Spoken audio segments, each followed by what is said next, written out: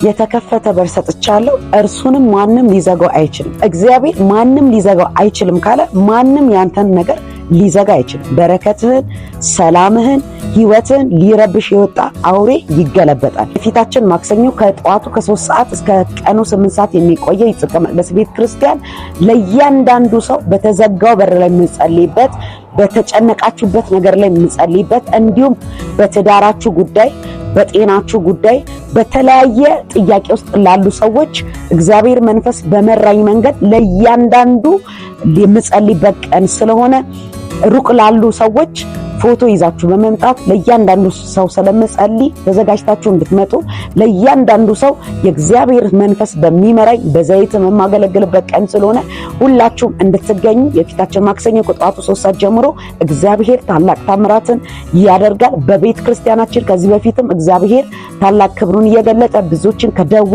ከእስራት ከጥያቄ ነፃ ያወጣ ለብዙዎች መንገድ ስለሆነ እናንተም ደግሞ አምናችሁ ተዘጋጅታችሁ የተዘጋውን በር ለማስከፈት እግዚአብሔርን ታምናችሁ እንድትመጡ እጸልያለሁ። ማንም አይዘጋም ካለ እግዚአብሔር ማንም ሊዘጋ መንገድህን በርህን አይችልም። ሁላችሁም እንድትመጡ ጋብዛችኋለሁ። አዲሱ የአምልኮ አድራሻችን አያት ሞል 3ኛ ፎቅ ላይ እንገኛለን። አያት ሞል የሚገኘው አያት የባቡር ጣቢያ አጠገብ። ለበለጠ መረጃ ስክሪኑ ላይ ባለው ስልክ ይደውሉልን። ተባረኩ።